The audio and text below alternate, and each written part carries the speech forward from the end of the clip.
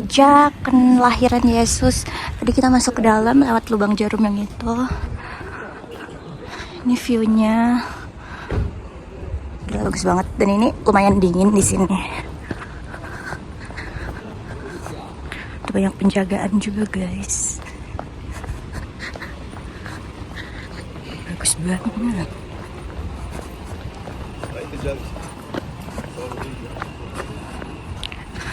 Kita mau naik bus. Kotanya cantik banget, Bethlehem. Selain itu juga ada salib Terra Santa, Bapak Ibu, yang tadi benderanya kita lihat itu di mana?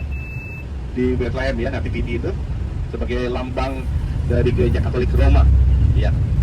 Nah, ini city view dari Bethlehem. Bangunan-bangunannya pun dari batu-batu kapur kayak gini, tapi indah banget dan tertata rapi. Bethlehem sendiri ini masuk di negara Israel, tapi wilayah Palestina. Jadi penjagaannya tuh Palestina dan banyak pedagang-pedagangnya itu juga Palestina. Industri utama di Bethlehem kayu zaitun ada 3 kualitas, semua di sana. Nah, di sini Bapak Ibu perjamuan terakhir asli 2000 tahun lalu majanya 3 sisi dan tidak ada kursi. Lesehan Bapak Ibu. Lebih dekat Bapak Ibu, lebih dekat kopi. Yes. Nah, Bapak Ibu di sini Tuhan rumah. Siapa Tuhan rumah? Jesus. Hadiah for Jesus over here. Bapak Ibu ada jawab, ada hadiah. Oke, 2 pelayan di sini. Siapa 2 pelayan dari 12 Rasul? Yohanes sama Petrus. Abuna? Satunya. Yes, you Abuna. Nomor jawab, oke? Enough. Nomor jawab. Bapak Ibu, di sini VIP Bapak Ibu. Siapa VIP? Simon Petrus. Apa? Simon Petrus. Bukan yang VIP. Apa? Yang bendahara. Yakobus. Yang bendahara. Judas Iskariot. Judas. Bah, satu salah semua kembali. Oke? Bah, kenapa Judas VIP? Karena dia mengkhianati. Kenapa? Oh, karena dia mengkhianati Yesus. Salah kembali. Oke, apa namanya? Yudas Iskariot. Artinya Yudas orang Krayot. Satu-satunya dari selatan, Bapak Ibu. Semua dari utara, only Yudas dari selatan. Nah, Bapak Ibu, Yudas menjual Yesus untuk 30 kambing perak. Namanya Tyrian Shekel. Nah, ini satu-satunya shekel waktu Yesus, Bapak Ibu. For 30 yang lagi, Yudas menjual Yesus. Ada semua museum Bapak Ibu dan bisa ambil foto. Nah, ini mau lihat sulap? Ini salib Yerusalem. Salib yang besar melambangkan kota Yerusalem. 4 salib kecil melambangkan 4 Injil. Dan seperti yang tertulis di Alkitab, salib itu menobar dari Yerusalem. Bilang, Simsalabim. Simsalabim. Apapun juru dunia Bapak Ibu. Itu gerbang emas, gerbang indah. And abracadabra go back to sleep in second. Yes, magic. Nah, Bapak Ibu, ini di salib Bapak Ibu. Ibu, ada. Wow. Keren. Nah, Bapak Ibu, ini di salib mas asli, brilian asli. Ada mas putih, mas kuning, ada mas joko azwal Ibu. Nah, Bapak Ibu, dari Papa Indonesia, Bapak Ibu, bintang Raja Daud, salib ini bilang, Simsalabim. Simsalabim. Jadi apa? Tidak ada surat. Kesian dulu. Bapak Ibu, ada biasa 11 sampai $80 dan ada mas asli, brilian asli. Ada cincin anting kalung semua di sini with best harga and brilliant certificate Bapak Ibu. Also Bapak Ibu, exclusive dari Three Archers. Ada bintang Raja Daud dan salib Yerusalem yang di dalamnya biji sasawi Bapak Ibu. Ada semua koleksi lapisan emas semua in the front. Nah, minyak narwas tuh, you remember? Maria Magdalena mencuci kaki Yesus. Asli hanya di sini ada 6 different ukuran semua di sana. Minyak konopan ada juga di sini. Minyak zaitun bisa masak, bisa minum. And ada jawab, ada hadiah. Apa ini Bapak Ibu? Dapat perjanjian hadiah. Apaan sini Ba? Apa di dalamnya? Roti mana? Apa lagi? Golongan. Salah kosong. Capek deh. Lucu banget sih. Bahwa anak-anak pada zaman Yesus dikorbankan.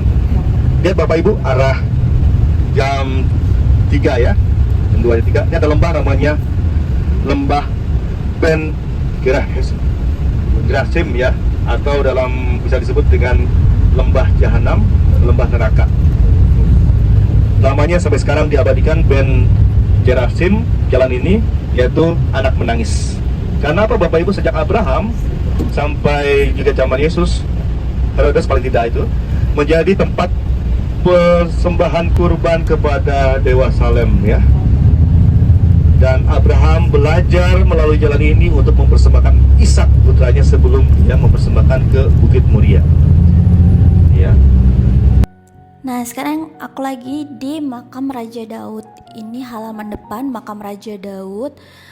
Batu-batuan seperti biasa, bangunan di Israel tuh mayoritas memang dari batu-batuan putih kapur kayak gini. Nah, di makam Raja Daud sendiri itu nanti dipisah masuknya, sisi laki-laki sendiri, sisi perempuan sendiri. Dan ini Romo lagi ngejelasin kalau tradisi Yahudi itu ada kayak semacam jimat atau kayak gini lah, yang ini pun ada di hotel yang kita tinggalin di Nazaret kemarin, hotel Yahudi gitu. Jadi Nazaret kemarin kita sempet tinggal di hotelnya orang Yahudi. Namanya Mesusa. Mesusa.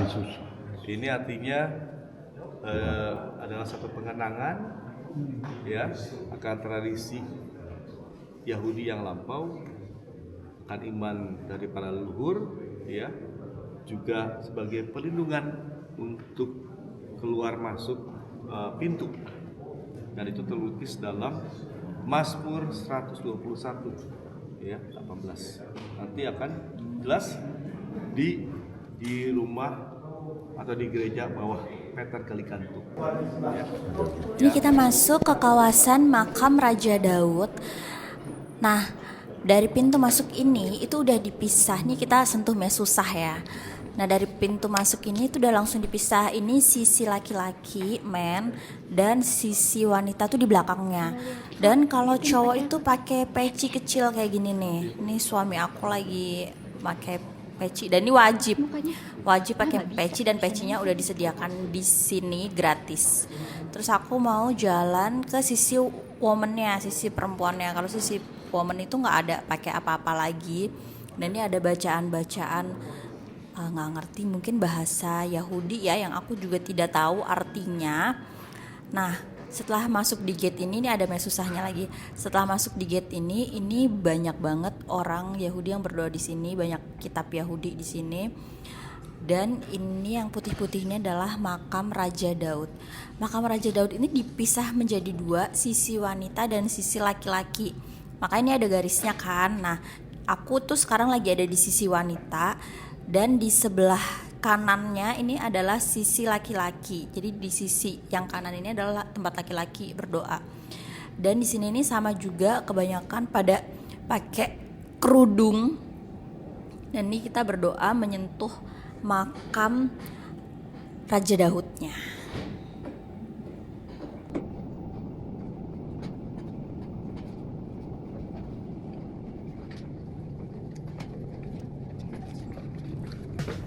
Setelah dari makam Raja Daud, kita jalan lagi ke destinasi berikutnya. Nah, untuk keluar dari makam Raja Daud itu kita akan melewati bangunan-bangunan seperti gua kayak gini, batu-batuan seperti biasa ya, bangunan Israel tuh batu-batuan kayak gini. Destinasi berikutnya adalah dormitory Abbey, itu tempat Bunda Maria tertidur.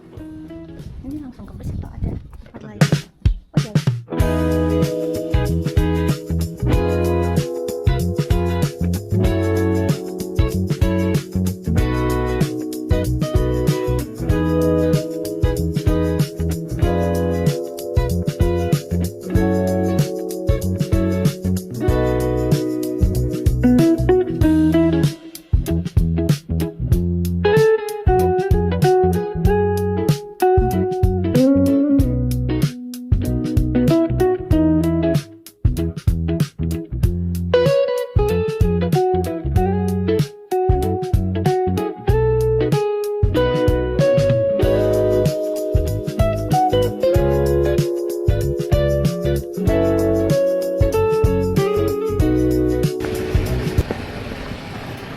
Sama itu orang-orang itu. Sama apa, Bu? Sama orang Yahudi. Oh, yang cowok apa yang cewek? cowok. Oh, yang pakai peci-peci tadi ya? Panas juga.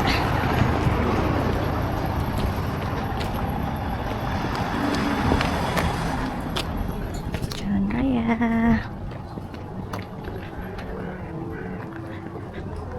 panas tapi tidak sepanas di Tel Aviv. Hanya sampai di sana. Di sini tidak. Ya. Dan Bapak Ibu kita lihat ada satu lubang nih ya. Nah, ini salah satu juga yang diajarkan oleh Yesus, yaitu lubang jarum. Ini lubang jarum. Ya. Salah duanya. Karena kita lihat yang di mana? Yang tadi ya. Di Bethlehem. Ini salah duanya. Karena apa? Untuk mengintip orang dari pasukan dalam ke pasukan luar kan. Karena ini dataran tinggi. Ya. Orang melihat berapa sih jumlah musuhnya gitu. Sedangkan setelah semuanya hancur, Bapak Ibu, terjadi perombakan. Tempat ini sekarang disebut Quarter Armenia. Ya, Quarter Armenia karena kebanyakan orang Armenia.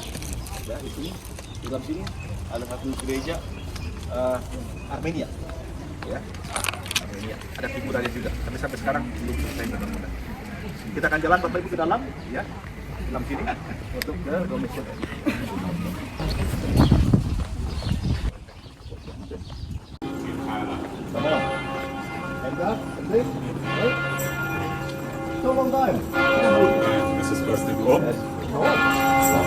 Domitian Abbey, ya Domitione kita kenal dormitory ya, yaitu apa? Tempat penginapan, ya, Asrama. tempat tidur, untuk tidur ya.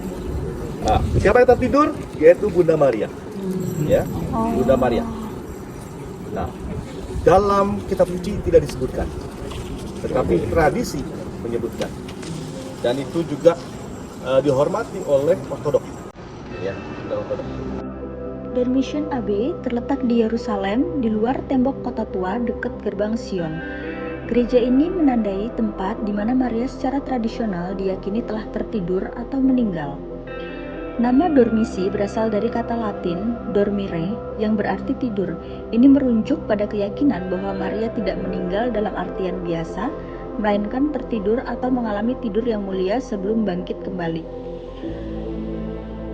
Situs ini merupakan tempat ziarah penting bagi umat Kristiani yang meyakini bahwa disinilah Maria mengakhiri hidupnya di bumi sebelum diangkat ke surga.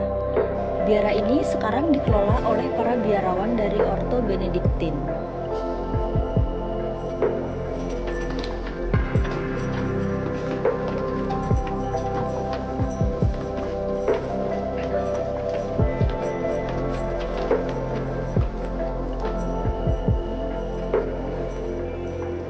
Di bawah di gereja ini ada visualisasi patung Bunda Maria yang tertidur, di mana banyak orang berdoa di tempat ini.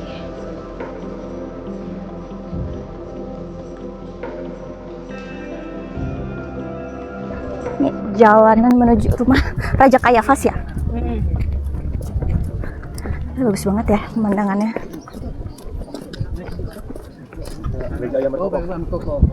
Oh, itu gereja ayam itu.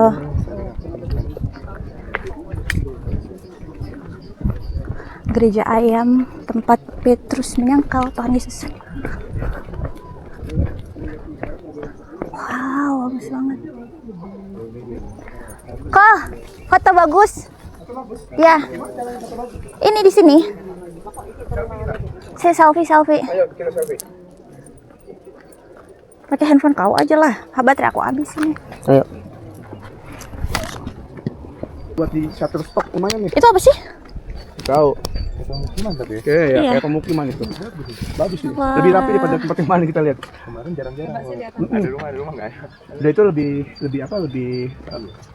lebih jorok. Sini kotanya bersih banget. Mau foto nggak kalian berdua? Barangnya. Ini bagus backgroundnya. Gereja ayam. Mau dipoto yang Mas? Nanti aja. Sekarang aja.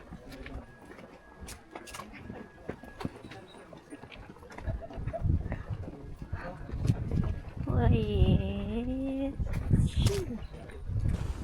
Di bagian kedua, dari tempat ini mengisahkan Petrus, Bapak Ibu. Ya, Petrus kisahnya secara nyata pengadilan terhidup itu dalam Yohanes itu paling lengkap, Bapak Ibu. Karena dalamnya ada dialog. Kenapa? Karena Yohanes pengarang Injil. Dan Yohanes itu termasuk keluarga termasuk dalam bilangan imam, sehingga dia bisa keluar masuk keluarga. Dan ini Yang tadi. berwaris.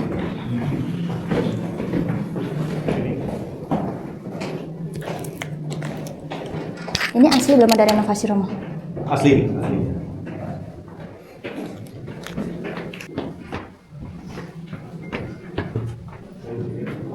Bentuk aslinya masih asli.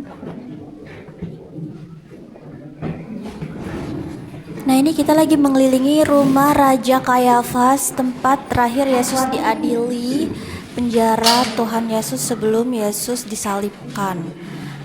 Nah, ini banyak bacaan-bacaannya, dan ini batu-batunya masih asli. Tadi aku udah nanya Romo, ini lubang dulu tuh nggak ada katanya. Jadi bayangin Tuhan Yesus itu di gua yang gelap banget, dan Tuhan Yesus tuh diturunin dari lantai atas itu pakai tali. Tembok ratapan, yang juga dikenal sebagai tembok barat atau Western Wall, adalah tembok kuno di bagian kota lama Yerusalem yang merupakan sisa dari bait suci yang dibangun oleh Raja Herodes. Situs ini dianggap sangat suci bagi umat Yahudi dan merupakan tempat mereka berdoa dan merenung. Bagi umat Yahudi, tembok ratapan ini adalah tempat paling suci yang tersisa dan merupakan simbol dari hubungan mereka dengan Tuhan. Dalam Islam, tembok ratapan ini dikenal sebagai tembok burak. Nah, di tembok ratapan ini adalah sisa bait Allah, dan di seberang dari tembok ratapan ini adalah Bukit Al-Aqsa, di mana Bukit Al-Aqsa ini ada Masjid Al-Aqsa dan Dome of the Rock. Kita coba saja ya. Kalau kita dimarahin udah. Di Bukit Al-Aqsa ada Masjid Al-Aqsa, tempat Nabi Muhammad menerima wahyu sholat 5 waktu. Nah, di sini tuh juga ada Dome of the Rock. Ini beda sama Masjid Al-Aqsa. Dome of the Rock ini adalah kubah yang terdapat batu suci yang dipercaya sebagai titik pijakan Nabi Muhammad saat melakukan perjalanan Isra Miraj ke langit.